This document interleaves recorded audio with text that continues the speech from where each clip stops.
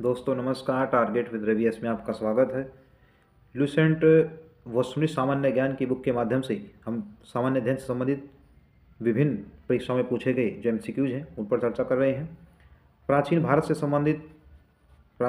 संबंधित जो पूर्व में पूछे गए प्रश्न हैं अध्यायवार, उन्हें हमने हल किया है। आप वीडियो के डिस्क्रिप्शन बॉक्स में जाकर के उन्हें देख सकते हैं।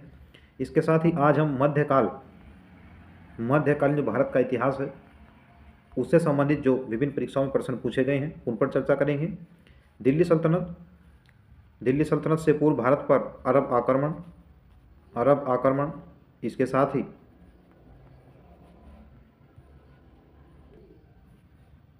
साथ ही जो तुर्क आक्रमण समय समय पर भारत पर हुए हैं उनसे संबंधित जो विभिन्न परीक्षाओं में पूछे गए प्रश्न उन पर चर्चा करेंगे।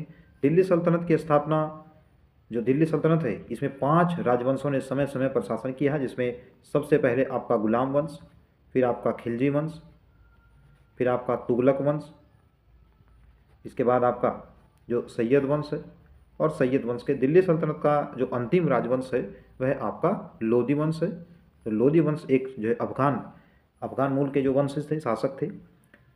तो दिल्ली सल्तनत से संबंधित जो इसमें प्रश्न पूछे जाएंगे, आगे जब प्रश्न हल करेंगे इनसे संबंधित जो प्रमुख तथ्य हैं उन पर भी चर्चा करेंगे। ये सभी प्रश्न आपको यूपीपीसीएस प्रारंभिक परीक्षा, समीक्षा अधिकारी, सहायक समीक्षा अधिकारी की प्रारंभिक परीक्षा, इसके साथ ही railway NTPC, SSC GD, RPF constable से संबंधित जो परीक्षाएं कुछ माह में आयोजित होंगी उन सभी के लिए अति महत्वपूर्ण है। इसके लिए आप हमारे चैनल टारगेट विद रवि को सब्सक्राइब करें। वस्तुनिष्ठ सामान्य ज्ञान की बुक के माध्यम से हम इन प्रश्नों को हल कर रहे हैं। पहला प्रश्न देखते हैं। गजनी का प्रथम शासक कौन था जो खलीफाओं से सुल्तान की उपाधि धारण कर सुल्तान कहलाने वाला पहला शासक बना था? तो इसमें आपका ऑप्शन बी आपका राइट हो जाएगा। महमूद गजनवी के द्वारा ही सबसे पहले खलीफाओं से सुल्तान की उपाधि धारण की गई और स्वयं को जो है सुल्तान कहा। तो महमूद गजनवी की पर चर्चा करते हैं। महमूद गजनवी के द्वारा कुल भारत पर 17 बार आक्रमण किए गए, जिसके द्वारा 1025-26 ईस्वी के मध्य जो सोमनाथ मंदिर पर आक्रमण किया गया था, यह सबसे चर्चित आक्रमण रहा था। महमूद गजनवी सुबुक्तगीन का उत्तराधिकारी था, जो गजनी राज्य का शासक था। इसके साथ ही अगर तुर्क आक्रमण की शुरू देखें, तुर्क आक्रमण भारत में शुरू हुआ तो इसमें सबसे पहले आपका अलप्तगीन, इसके बाद पीरितगीन और पीरितगीन के बाद सुबुक्तगीन, और सुबुक्तगीन के बाद फिर महमूद गजनी जो साम्राज्य था उसका शासक बना। इसके द्वारा भारत में समय समय पर अनेक आक्रमण किए गए। तो क्वेश्चन नंबर 1 का आपका पहला ऑप्शन बी आपका राइट हो जाएगा। दूसरा क्वेश्चन देखते हैं। महमूद गजनवी के सभी आक्रमणों 1000 ईस्वी से 1026 के बीच सर्वाधिक महत्वपूर्ण आक्रमण कौन सा था? तो अभी चर्चा किया है सोमनाथ के मंदिर पर जो 1025-26 के मध्य से आक्रमण किया, वह सबसे चर्चित आक्रमण रहा। अगला प्रश्न है। महमूद गजनवी के भारत पर आक्रमण का उद्देश्य क्या था? जिसमें आपका ऑप्शन डी सही हो जाएगा। मध्य एशिया में एक बड़े साम्राज्य की स्थापना करने के लिए धन एकत्र करना, धन को प्राप्त करना, यही इसका मुख्य उद्देश्य था। ऑप्शन डी आपका राइट हो जाएगा। हालांकि मूर्तियां महमूद गजनवी के द्वारा अनेक मूर्तियां जो है तोड़ी गई मंदिरों से, इसलिए इसे बुद्ध शिकन भी कहा गया। मूर्ति भंजक आक्रमणकारी की संज्ञा भी महमूद गजनवी को दी गई। क्वेश्चन नंबर 4 देखते हैं। महमूद गजनवी के भारत पर आक्रमण के समय भारत आए विद्वान अलबरूनी ने किस महत्वपूर्ण ग्रंथ की रचना की? तो यहाँ से आपके 2 क्वेश्चन तैयार हो गए। अलबरूनी महमूद गजनवी के साथ, यानी जो अलबरूनी है ये महमूद गजनवी के साथ भारत आए, और इनकी जो पुस्तक है, जो प्रमुख रचना है, वह किताब उल खिराज, किताब उल हिंद या किताब उल रोहेला। तो 4 का आपका ऑप्शन इसमें बी सही हो जाएगा। किताब उल हिंद यानी तहकीक ए हिंद। तो तहकीक ए हिंद अलबरूनी की प्रमुख रचना है। ऑप्शन बी आपका राइट हो जाएगा।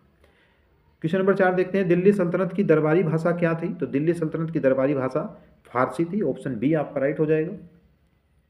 आगरा नगर की स्थापना किसके द्वारा की गई? तो आगरा नगर की स्थापना 1504 ईस्वी में यमुना नदी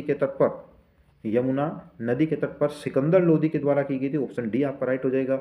और सिकंदर लोदी, जिसका मूल नाम निज़ाम खां था, यह बहलोल जो लोदी थे उनका उत्तराधिकार था। लोदी वंश के संस्थापक बहलोल लोदी थे। दिल्ली सल्तनत का अंतिम शासक इब्राहिम लोदी, यह भी लोदी वंश का शासक था, जिसे बाबर के द्वारा पानीपत के प्रथम युद्ध में जो 1526 में हुआ युद्ध स्थल में ही मार दिया गया था। तो ऑप्शन डी इसमें आपका राइट हो जाएगा। प्रश्न नंबर 7 देखते हैं, निम्नलिखित में से वह दिल्ली का सुल्तान कौन था जिसकी मृत्यु चौगान यानी पोलो खेलते समय हुई थी? तो कुतुबुद्दीन ऐबक हो जाएगा। कुतुबुद्दीन ऐबक से संबंधित जो तथ्य पर चर्चा करते हैं, 1206 से 1210 के मध्य कुतुबुद्दीन ऐबक के द्वारा शासन किया गया। इसके साम्राज्य की राजधानी लाहौर थी। इसने दिल्ली को प्रत्यक्ष रूप से राजधानी नहीं बनाया और 1210 ईस्वी में घोड़ों पर चौगान खेल खेलते समय इनकी मृत्यु हो गई थी। तो ऑप्शन ए आपका राइट हो जाएगा।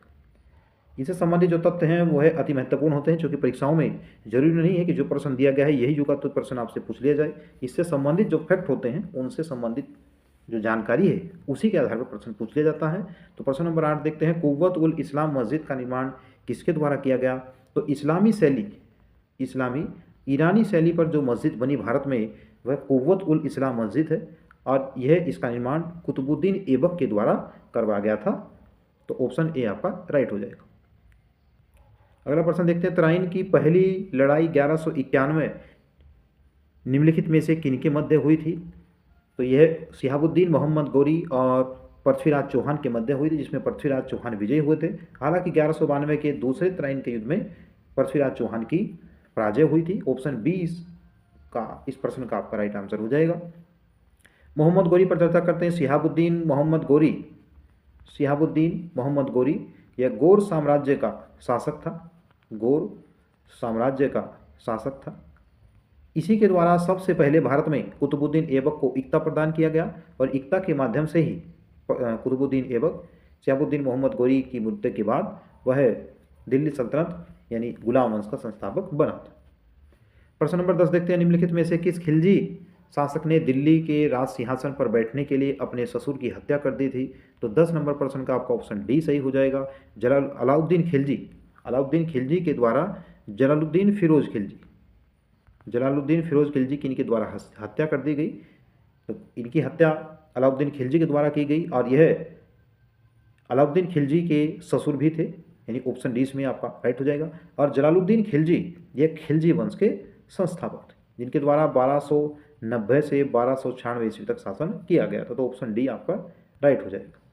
रजिया सुल्तान किसकी बेटी थी? तो रजिया सुल्तान इल्तुतमिश की बेटी थी। ऑप्शन ए आपका राइट हो जाएगा। मध्यकाल में बनने वाली यह एकमात्र जो है पहली महिला शासिका थी। रजिया सुल्तान जो लाल वस्त्र धारण करके जो दरबार में जाया करती थी और चोगा तथा कुल्हा जैसी वेशभूषाओं को धारण करती थी। हालांकि बाद में 1240 ईस्वी में तुर्क अमीरों के षड्यंत्र के द्वारा इनकी हत्या करवा दी गई थी। तो ऑप्शन ए आपका राइट हो जाएगा। प्रश्न नंबर 12 देखते हैं, मोहम्मद गोरी विजित प्रदेशों की देखभाल के लिए निम्नलिखित में से किसे विश्वसनीय जनरल छोड़ करके गया था? तो ऑप्शन सी आपका राइट हो जाएगा। कुतुबुद्दीन ऐबक को ही शिहाबुद्दीन मोहम्मद गोरी के बाद सर्वप्रथम इक्ता प्रदान किया गया था। प्रश्न नंबर 13 देखते हैं, किसके शासनकाल में सबसे अधिक मंगोल आक्रमण हुए? तो मंगोल आक्रमण सर्वाधिक हुए हैं अलाउद्दीन खिलजी के समय हुए। बी ऑप्शन आपका राइट होगा। तराइन के दूसरे युद्ध में किसने किसको पराजित किया? तो तराइन के दूसरे युद्ध में मोहम्मद गोरी ने पृथ्वीराज चौहान को पराजित किया था। पहले युद्ध में पृथ्वीराज चौहान विजयी हुए, जबकि दूसरे युद्ध में मोहम्मद गोरी विजय हुआ। 15 नंबर प्रश्न देखते हैं, सन 1329 और 1330 के बीच किसने तांबे के सिक्के के प्रमाण स्वरूप सांकेतिक मुद्रा टोकन करेंसी प्रचलित की थी? तो 15 का आपका ऑप्शन सी सही हो जाएगा। यह मोहम्मद बिन तुगलक है और मोहम्मद बिन तुगलक का शासन इनके द्वारा लिए गए जो अदूरदर्शितापूर्ण निर्णय है उनसे अधिक चर्चित रहा है। मोहम्मद बिन तुगलक को पागल, सनकी तथा रक्त पिपासु शासक कहा गया। हालांकि दिल्ली सल्तनत के अंतर्गत यह एक पढ़ा लिखा शासक था। इसके द्वारा हिंदुओं के अनेक त्यौहार, होली इत्यादि पर जो है ये भाग लेता था। परंतु इनके द्वारा जो सांकेतिक मुद्रा है या राजधानी परिवर्तन है या अन्य कराचिल का जो अभियान है, इनके द्वारा जो भी ऐसे दूरदर्शितापूर्ण जो निर्णय लिए गए वो सभी असफल हुए। इसलिए इसे यह अपने जो कार्यकाल है यह असफलताओं के लिए प्रसिद्ध रहा मोहम्मद बिन तुगलक। ऑप्शन सी आपका राइट हो जाएगा। 16 नंबर प्रश्न है, दिल्ली के किस सुल्तान को इतिहासकारों ने विरोधों का मिश्रण कहा है? तो मोहम्मद बिन तुगलक को ही विरोधों का मिश्रण कहा गया है, चाहे इनके द्वारा राजधानी परिवर्तन हो यानी दिल्ली से राजधानी को दक्षिण भारत में ले जाना, दूसरा कराचील का अभियान हो तीसरा, दोआम में कर वृद्धि हो, दोआम में करों में जो है वृद्धि कर दी गई। इसके साथ ही सांकेतिक मुद्रा का प्रचलन। ये सभी इनके द्वारा ऐसे कार्य किए गए जो जिस उद्देश्य के लिए किए गए वह उनमें सफल नहीं हो पाए। अंततः इन्हें विरोधों का मिश्रण कहा गया, तो ऑप्शन सी आपका राइट हो जाएगा। 17 नंबर प्रश्न देखते हैं, लोदी वंश का अंतिम शासक कौन था? तो लोदी वंश का अंतिम शासक इब्राहिम लोदी थे, जिन्हें बाबर के द्वारा 1526 में पानीपत के प्रथम युद्ध में युद्ध स्थल में ही मारा गया था। तो युद्ध स्थल में मरने वाले पहले दिल्ली सल्तनत के शासक थे इब्राहिम लोदी, और यह लोदी वंश के अंतिम शासक थे। ऑप्शन बी आपका राइट हो जाएगा। 18 नंबर प्रश्न देखते हैं, इनाम भूमि किसे दिया जाता था? तो इनाम भूमि जिसे दिया जाता था वे विद्वान एवं धार्मिक व्यक्तियों को इनाम जैसे भूमि दी जाती थी। उत्तरी भारत की प्रथम मुस्लिम महिला शासिका, दिल्ली पर राज करने वाली प्रथम महिला शासिका थी। तो दिल्ली पर शासन करने वाली पहली महिला शासिका रजिया सुल्तान थी, जो कि इल्तुतमिश की पुत्री थी। तो ऑप्शन ए आपका राइट हो जाएगा। दिल्ली के प्रथम सुल्तान कौन थे जिन्होंने दक्षिण भारत को पराजित करने का प्रयास किया? तो 20 नंबर प्रश्न का आपका ऑप्शन सी सही हो जाएगा। अलाउद्दीन खिलजी के द्वारा यह प्रयास किया गया था। यात्री इब्न बतूता कहाँ से भारत आया था? तो यह मोरक्को यानी मूल अफ्रीकी देश है मोरक्को। ये वहाँ का निवासी था और मोहम्मद बिन तुगलक के समय इसके द्वारा जो भारत की यात्रा की गई, इसने अपना यात्रा वृत्तांत रेहला नामक पुस्तक में दिया है। तो ऑप्शन ए आपका राइट हो जाएगा। भारत पर पहला तुर्क आक्रमण करने वाला व्यक्ति कौन था? तो यह आपका महमूद गजनवी हो जाएगा। ऑप्शन ए आपका इसमें राइट होगा। निम्नलिखित में से कौन अपने को बुद्ध सिकन यानी मूर्ति भंजक कहता था? 23 नंबर प्रश्न का आपका ऑप्शन ए सही हो जाएगा। महमूद गजनवी को मूर्ति भंजक तथा बुद्ध सिकन भी कहा गया। महमूद गजनवी ने कौन सी उपाधि धारण की थी? तो महमूद गजनवी के द्वारा यामीन उद्दौला यानी साम्राज्य का दाहिना हाथ तथा अमीन उल मिल्लत यानी मुसलमानों का संरक्षक, ये दोनों ही उपाधि धारण की गई। ऑप्शन सी आपका राइट हो जाएगा।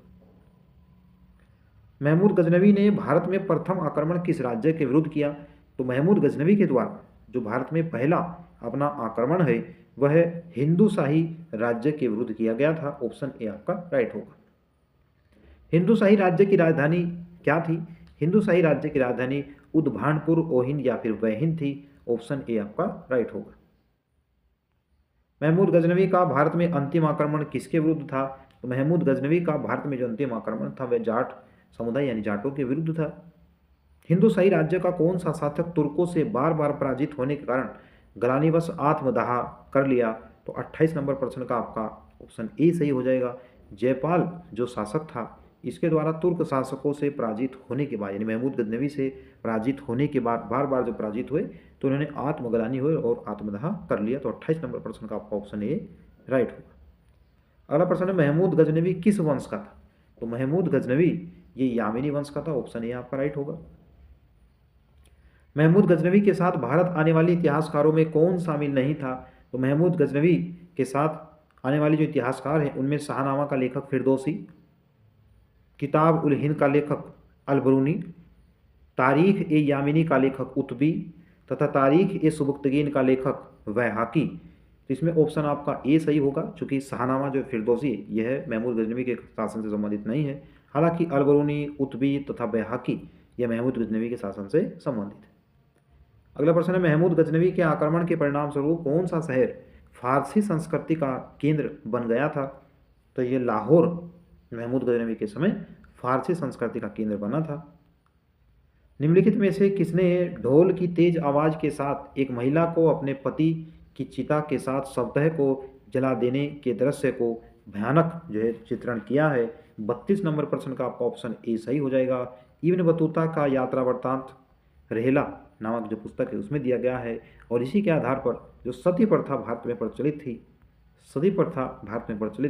उसका इसमें सजीव वर्णन किया गया है। ऑप्शन ए आपका राइट हो जाएगा। हालांकि 1829 में लॉर्ड विलियम बेंटिक के शासन में राजा राम मोहन राय जी के प्रयास के द्वारा सती प्रथा को भारत में बंद कर दिया गया। भारत में मुस्लिम राज्य का संस्थापक शासक कौन था? तो भारत में मुस्लिम राज्य का जो संस्थापक है उसे मोहम्मद घोरी कहा गया, जो कि 1192 के त्राइन के दूसरे युद्ध में पृथ्वीराज चौहान को पराजित करने के बाद माना जाता है कि भारत में मुस्लिम राज्य की स्थापना हुई थी। किसने इक्तेदारी प्रथा की शुरुआत की थी? तो इक्तेदारी प्रथा की शुरुआत यह इल्तुतमिश के द्वारा की गई, जिसमें जो शासक है वह सैनिकों को नगद वेतन के बजाय भूमि का एक टुकड़ा उन्हें देता था, यानी उन्हें मिलता था। तो भूमि के एक टुकड़े से जो फसल का उत्पादन होता था उसी से जो है नगद जो वेतन है उसका भुगतान किया जाता था। ऑप्शन सी आपका राइट हो जाएगा। लाख बख्श के नाम से जाना जाने वाला भारतीय शासक कौन था? तो लाख बख्श के नाम से जाने वाला शासक कुतुबुद्दीन ऐबक है। लाखों का दान करने के कारण इन्हें लाख बख्श कहा गया। इसके साथ ही आपसे पूछा जा सकता है पील बख्श किसे कहा गया? पील बख्श भी जो है ये कुतुबुद्दीन ऐबक को ही कहा गया। हाथियों का दान, पील बख्श का मतलब है हाथियों का दान करने वाला। तो ऑप्शन सी आपका इसमें राइट होगा। 13वीं सदी में सेना का सर्वोच्च अधिकारी कौन था? तो 13वीं सदी में सेना का सर्वोच्च अधिकारी खान था। ऑप्शन बी आपका राइट होगा। भारत में गुलाम वंश का संस्थापक कौन था? गुलाम वंश का संस्थापक कुतुबुद्दीन ऐबक था। आपको बता दें गुलाम वंश के शासकों द्वारा 1206 से 1290 तक शासन किया गया। इसमें अनेक शासक हुए, जिसमें सबसे पहले जो है कुतुबुद्दीन ऐबक हैं, फिर इनका अयोग्य जो उत्तराधिकारी आराम शाह है, फिर इनका गुलाम और दामाद। आपसे प्रश्न पूछा जा सकता है कि कुतुबुद्दीन ऐबक किसका गुलाम था? तो ऐबक गोरी का गुलाम था, जबकि इल्तुतमिश को गुलाम का गुलाम कहा गया। गुलाम का गुलाम किसे कहा गया? यह इल्तुतमिश को कहा गया, और इल्तुतमिश कुतुबुद्दीन ऐबक का गुलाम था। ऑप्शन जो है आप 37 नंबर प्रश्न का आपका ऑप्शन ए इसमें राइट हो जाएगा। कुतुब मीनार के कार्य को किसके द्वारा पूरा किया गया? तो कुतुब मीनार का जो निर्माण है वह कुतुबुद्दीन बख्तियार काकी। तो कुतुबुद्दीन बख्तियार काकी जो उस समय के सूफी संत थे, इनकी स्मृति में कुतुबुद्दीन ऐबक ने इसका निर्माण जो है शुरू किया। हालांकि इसके निर्माण को वह पूरा नहीं करा सके और इसका निर्माण का कार्य इल्तुतमिश के द्वारा किया गया। 38 नंबर प्रश्न का आपका ऑप्शन सी इसमें राइट हो जाएगा। निम्नांकित में से दिल्ली का पहला तुगलक सुल्तान कौन था? तो तुगलक सुल्तान जो पहला है इसमें गयासुद्दीन तुगलक हो जाएगा, जिसे गाजी मलिक भी कहा जाता था। तो गाजी मलिक यानी गयासुद्दीन तुगलक, ये तुगलक वंश का संस्थापक शासक माना जाता है। प्रश्न नंबर 40 देखते हैं, पंजाब के हिंदू शाही राजवंश को किसने स्थापित किया? तो पंजाब के जो हिंदू शाही राजवंश है इसकी जो स्थापना है वह कल्लर के द्वारा की गई। ऑप्शन बी आपका राइट होगा। ये सभी प्रश्न विभिन्न परीक्षाओं में पूछे गए हैं, चाहे आरआरबी, एनटीपीसी जो स्टेशन मास्टर यानी एएसएम, आरआरबी टेक्निकल ग्रेड के जो एग्जाम होते हैं, इसके साथ ही स्टेट पीसीएस की प्रारंभिक परीक्षा में यहाँ से 1 लाइनर प्रश्न पूछे गए हैं। तो सभी इंपॉर्टेंट प्रश्न हैं, आप उन्हें देखते रहें। वह रोमन सम्राट अगस्टस की भांति सावधान था कि वह दूसरों की तरह शक्तिशाली न लगे और वह दूसरों के स्तर से अधिक न लगे। यह संदर्भ किसका है? तो यह संदर्भ बहलोल लोदी का हो जाएगा। ऑप्शन सी आपका राइट हो जाएगा। अलबरूनी किसके शासनकाल में इतिहासकार था?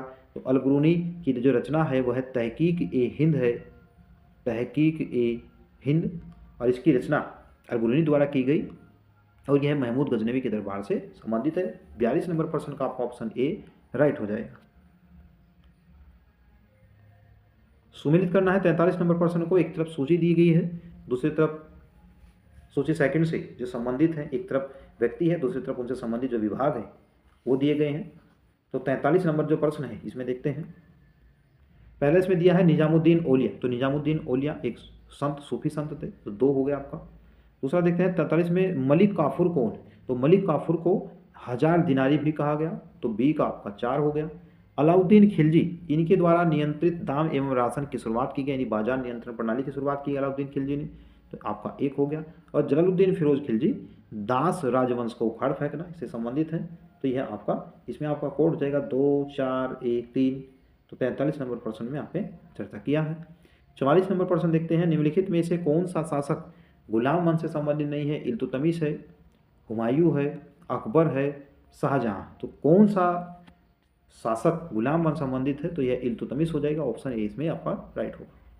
दक्षिण अफ्रीकी यात्री इब्न बतूता किसके शासनकाल में भारत आया? तो अभी चर्चा किया है MBT यानी मोहम्मद बिन तुगलक के समय इब्न बतूता, जो कि मोरक्को का अफ्रीकी मूल का यात्री है, इसके द्वारा मोहम्मद बिन तुगलक के समय भारत में यात्रा की गई। आसान प्रश्न, महमूद गजनवी ने भारत पर कितनी बार आक्रमण किया है? तो आप सभी जानते हैं महमूद गजनवी के द्वारा भारत पर 17 बार आक्रमण किए गए। ऑप्शन सी आपका राइट होगा। किसने अपने आप को खलीफा घोषित किया? तो मुबारक खिलजी के द्वारा स्वयं को खलीफा घोषित किया गया था। यूपीपीसीएस की प्रारंभिक परीक्षा में यहाँ इस तरह के प्रश्न पूछे जाते हैं। 47 नंबर प्रश्न का आपका ऑप्शन डी आपका राइट हो जाएगा। लोधी वंश का संस्थापक कौन था? तो लोधी वंश का संस्थापक बहलोल लोधी था, जिसके द्वारा 1451 ईस्वी में सैयद वंश के पतन के बाद 1451 ईस्वी में लोधी वंश की स्थापना की गई, जो कि एक अफगान मूल का वंश था। तो 48 नंबर प्रश्न का आपका ऑप्शन सी राइट हो जाएगा। भारतीय इतिहास में बाजार नियमों या मूल्य नियंत्रण पद्धति की शुरुआत किसने की? तो यह अलाउद्दीन खिलजी के द्वारा की गई। ऑप्शन डी आपका राइट हो जाएगा। राज्य संबंधों में उलेमा के दखल का विरोध किस सुल्तान ने किया? राज्य के जो संबंध हैं उनमें जो धार्मिक व्यक्ति यानी जो उलेमा है, इनके दखल का विरोध किसके द्वारा किया गया? तो यह विरोध अलाउद्दीन खिलजी ने किया। ऑप्शन बी आपका राइट हो जाएगा।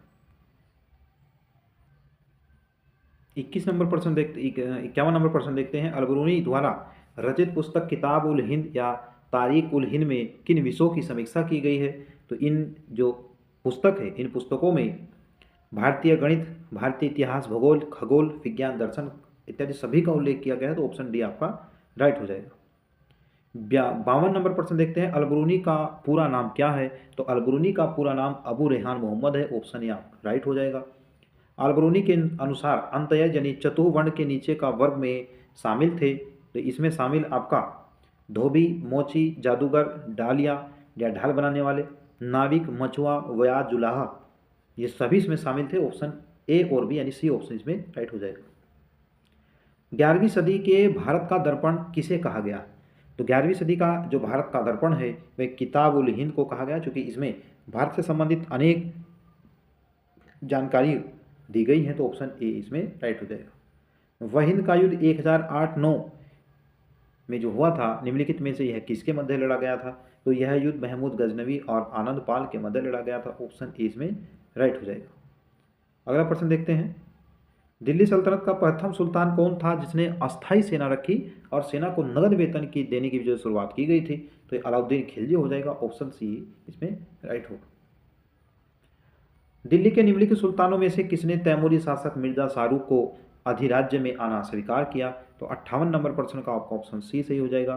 खिलजी खां जो सैयद शासक थे, उन्हीं के द्वारा मिर्जा शाहरुख को जो अधिराज्य में रखना स्वीकार किया गया। निम्न में से कौन गुलरुखी के उपनाम से कविताएं लिखा करता था? तो गुलरुखी के उपनाम से जो कविताएं लिखता था वह सिकंदर लोदी हो जाएगा। ऑप्शन सी डी इसमें राइट होगा। 60 नंबर प्रश्न देखते हैं। निम्नलिखित में से कौन सा कथन रजिया सुल्तान के संबंध में असत्य है यानी गलत है? इल्तुतमिश ने वंशानुगत राजतंत्र स्थापित करने की कोशिश की और पुत्रों की अयोग्यता कारण रजिया को उत्तराधिकारी बना, ये सही हो जाएगा। 1236 ईस्वी में जनता के सक्रिय सहयोग से रजिया सुल्तान दिल्ली की सुल्तान बनी, ये भी सही हो जाएगा। उसने हबशी सरदार मलिक याकूत को नायब ममलिकत के पद पर नियुक्त किया, ये भी ऑप्शन सही हो जाएगा। रजिया ने सर्वप्रथम तुर्क सामंत वर्ग की शक्ति को सुदृढ़ता प्रदान करने की कोशिश की और गैर तुर्क शासक वर्ग को शक्तिहीन बना दिया। तो इसमें आपका ऑप्शन डी जो राइट गलत हो जाएगा, क्योंकि रजिया सुल्तान के द्वारा जो तुर्क सामंत थे उनकी शक्ति को सुदृढ़ता के बजाय उसे शक्तिहीन बनाने का कार्य किया गया। तो ऑप्शन डी इसमें आपका राइट होगा। 61 नंबर प्रश्न देखते हैं। निम्न में से कौन सा कथन बलबन के संबंध में असत्य है? तो बलबन के संबंध में असत्य कथन की पहचान करनी है। उसने 40 दल से संबंधित सामंतों का दमन किया, कानून व्यवस्था की भलाई के लिए उसने रोह लख्त की नीति अपनाई, उसने केंद्रीय सैन्य विभाग, इंपॉर्टेंट है कि केंद्रीय सैन्य विभाग दीवान अर्ज की स्थापना किसने की? तो यह स्थापना भी बलबन के द्वारा की गई। तो उपरोक्त तीनों कथनों में से कोई भी गलत नहीं है। ऑप्शन डी इसमें राइट हो जाएगा। इस तरह का प्रश्न पूछा जाता है जो गुलाम वंश में, जो दिल्ली सल्तनत में 5 वंश हैं, इनके संबंधित जो कार्यकाल है पूछ लिया जाता है। प्रश्न देखते हैं। दिल्ली पर शासन करने वाले निम्न वंशों का सही क्रम क्या है? तो सबसे पहले इसमें आपका गुलाम वंश हो जाएगा। दूसरा आपका खिलजी वंश, पांचवा आपका जो 5 नंबर पर है ये तुगलक वंश, इसके बाद में सैयद वंश जिसके संस्थापक खिलजी खां हैं, और सबसे अंत में जो है आपका लोधी वंश हो जाएगा। तो ऑप्शन बी इसमें राइट होगा। 63 नंबर प्रश्न देखते हैं। निम्नलिखित जो मोहम्मद गोरी के आक्रमणों का निम्न में से कौन सा परिणाम नहीं हुआ, तो कौन सा परिणाम नहीं हुआ वो देखते हैं। पंजाब से लेकर बंगाल तक फिर से उत्तरी भारत एक केंद्रीय सत्ता के अधीन हो गया। तो यह आपका ऑप्शन इसमें गलत हो जाएगा। प्रश्न नंबर 64 देखते हैं, तुर्कों द्वारा राजपूतों को पराजित करने के निम्न में से कौन जो कारण थे वह सही हो जाएगा। तो इसमें आपका उनके समाज का पृथकतावादी एवं अनुदार होना, असमानता पर आधारित जाति व्यवस्था, विज्ञान प्रौद्योगिकी टेक्नोलॉजी की अवनति तथा भारतीयों की शांति एवं अहिंसा की नीति। ऑप्शन डी इसमें आपका राइट नहीं होगा। हालांकि जो सी ऑप्शन है इसमें सही हो, यानी 1, 2, 3 जो कथन है वह सही हो जाएंगे। गुलाम वंश के आरंभिक शासकों का निम्न में से कौन सा सही अनुक्रम है, तो 65 नंबर प्रश्न में इसमें दिया गया है। तो गुलाम वंश के संस्थापक आपका कुतुबुद्दीन ऐबक हैं। कुतुबुद्दीन ऐबक का जो उत्तराधिकारी है वह आराम शाह हो जाएगा। इसके बाद आपका कुतुबुद्दीन ऐबक का गुलाम जो इल्तुतमिश है वह शासक बनते हैं। इनके द्वारा जो आराम शाह है इसकी हत्या कर दी गई, और इल्तुतमिश के बाद रुकनुद्दीन फिरोज कुछ समय के लिए गद्दी पर बैठे, लेकिन बाद में रजिया सुल्तान पहली मुस्लिम महिला शासिका बनी जो दिल्ली के राज सिंहासन पर बैठी है। तो ऑप्शन बी आपका इसमें राइट हो जाएगा। अलई दरवाजा निम्न में से किसका मुख्य द्वार है, तो अलई दरवाजा जिसका द्वार है या कुतुब मीनार का दीवार जो द्वार है, ऑप्शन सी इसमें राइट हो जाएगा। निम्नलिखित जो 67 नंबर प्रश्न है, एक सुमेलित करना है। हिंदुओं द्वारा दिया जाने वाला भूमि कर, युद्ध की लूट में राज्य का 1/5 हिस्सा, मुसलमानों द्वारा दिया जाने वाला भूमि कर तथा मुसलमानों पर लगने वाला धार्मिक कर। तो इसमें आपका ऑप्शन ए इसमें सही हो जाएगा, क्योंकि हिंदुओं से जो कर लिया जाता तथा भूमि कर उसे खराज कहते थे। इसके साथ ही जो खुम्स है उसे लूट का धन कहा जाता है। तीसरा है मुसलमानों द्वारा दिया जाने वाला भूमि कर उसर हो जाएगा, जबकि जो धार्मिक कर है मुसलमानों पर लगता था उसे ज़कात कहा जाता है। इस तरह से ऑप्शन ए इसमें राइट हो जाएगा। 68 नंबर प्रश्न देखते हैं, इब्राहिम लोदी के बारे में निम्न में से कौन सा जो कथन है वह सत्य नहीं है। महान निर्माता एवं कला का पुजारी, यह इब्राहिम लोदी के साथ संबंधित नहीं है। तो ऑप्शन सी इसमें राइट होगा। 69 नंबर प्रश्न देखते हैं, अमीर खुसरो के संबंध में निम्न में से कौन से कथन सत्य हैं। वे सूफी संत शेख निजामुद्दीन औलिया के शिष्य थे। वे जलालुद्दीन फिरोज खिलजी के दरबारी कवि थे। उन्होंने भारतीय वाद्य यंत्र वीणा एवं ईरानी वाद्य तंबूरा के मिश्रण से सितार का आविष्कार किया। यह भी सही हो जाएगा। उन्होंने द्वारा जो ख्याल गायकी है उसका भी आविष्कार जो किया गया। ऑप्शन ए इसमें राइट हो जाएगा। 70 नंबर प्रश्न देखते हैं, दिल्ली सल्तनत के पतन के लिए निम्न में से जो कौन से कारण है वह उत्तरदायी हैं। दुर्बल प्रशासन, तैमूर का आक्रमण, अधिग्रहण के स्पष्ट नीति का अभाव तथा मिश्रित संस्कृति का उदय। इसमें 4 ऑप्शन आपका गलत हो जाएगा, जबकि ऑप्शन 1, 2, 3 यानी ए ऑप्शन इसमें राइट होगा। अगला प्रश्न है, निम्न में से किसका आक्रमण भारत पर किया गया। दूसरा जो तुर्क हैं वह आक्रमण है। तो यह मोहम्मद गोरी इसमें सही आंसर हो जाएगा। मोहम्मद गोरी किस वंश से संबंधित था, तो मोहम्मद गोरी जो संबंधित है यह संस बनी वंश से संबंधित है, जबकि महमूद गजनवी यामनी वंश से संबंधित है। ऑप्शन बी इसमें राइट होगा।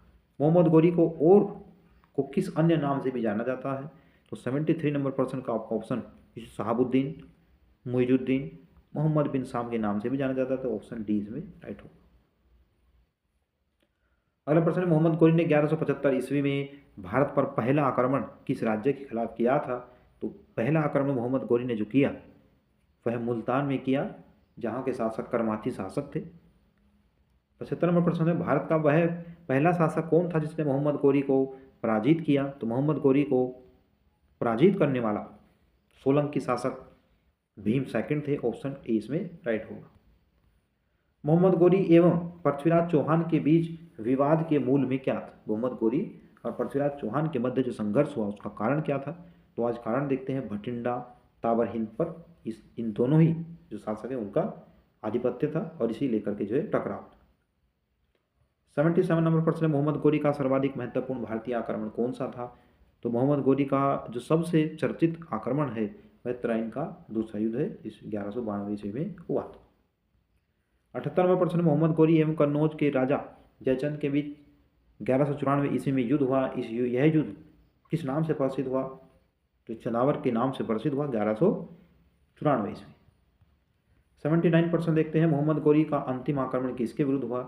तो मोहम्मद गोरी ने जो अपना अंतिम आक्रमण किया है वह पंजाब के गोखर जाति के विरुद्ध किया। ऑप्शन डी इसमें राइट हो जाएगा।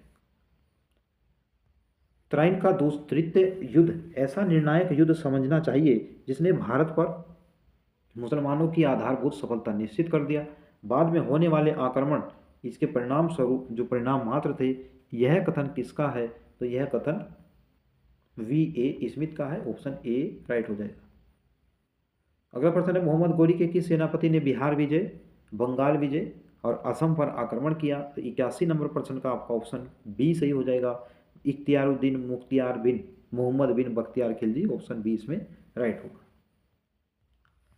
अगला प्रश्न है भारत में मुस्लिम राज्य का संस्थापक मोहम्मद गोरी को माना जाता है, परंतु भारत में स्वतंत्र जो मुस्लिम राज्य का संस्थापक है उसे किसे माना गया है? तो यह कुतुबुद्दीन ऐबक को माना गया है। ऑप्शन ए इसमें राइट हो जाएगा। अलाउद्दीन खिलजी के आक्रमण के समय देवगिरी का शासक कौन था?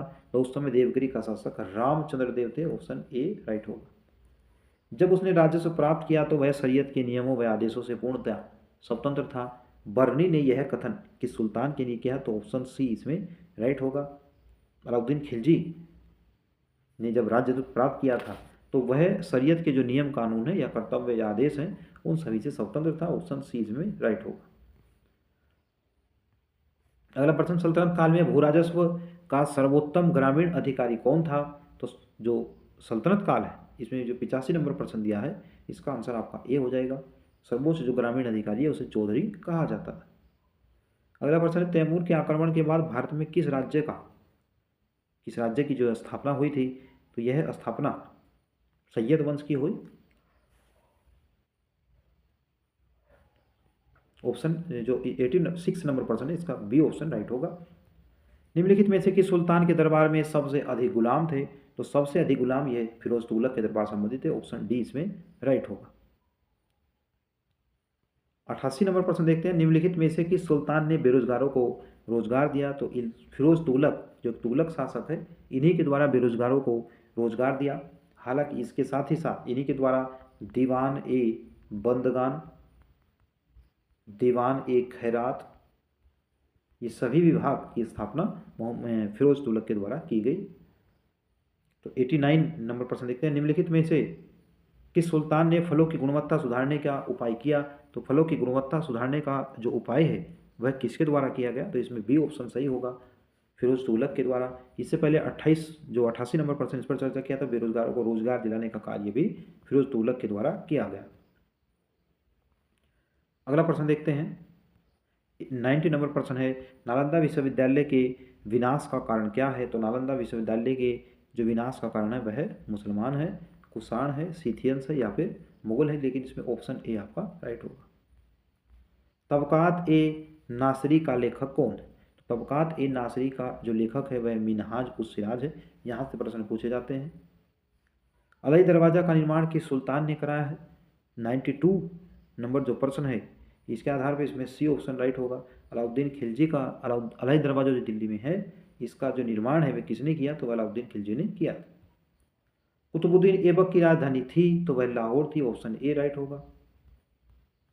अलाउद्दीन खिलजी के प्रसिद्ध सेनापतियों में किसकी मंगोलों के विरुद्ध लड़ते हुए मृत्यु हो गई थी? तो जफर खां की मृत्यु मंगोलों से लड़ते हुए हो गई।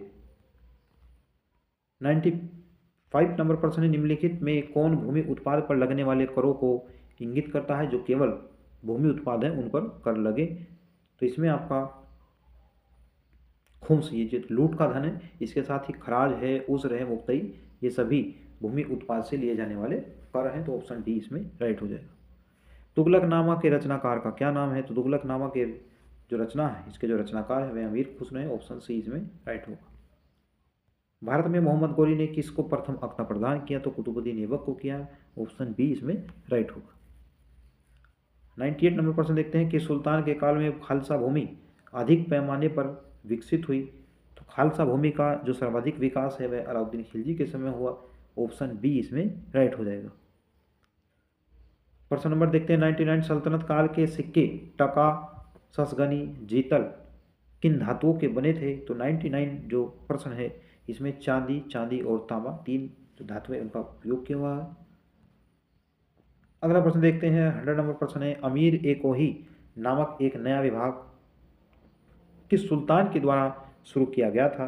तो कृषि विभाग यानी अमीर ए कोही, दीवान ए कोही की स्थापना मोहम्मद बिन तुगलक ने की। 100 नंबर प्रश्न का आपका ऑप्शन इसमें सी सही हो जाएगा। आगामी लगभग इसमें 100 प्रश्न और बचे हैं, उन्हें हम अगली वीडियो के माध्यम से करेंगे, क्योंकि वीडियो अधिक लंबा हो जाएगा। उम्मीद है वीडियो आपको पसंद आया होगा। इसके लिए आप वीडियो को लाइक करेंगे तथा चैनल को सब्सक्राइब करेंगे। धन्यवाद।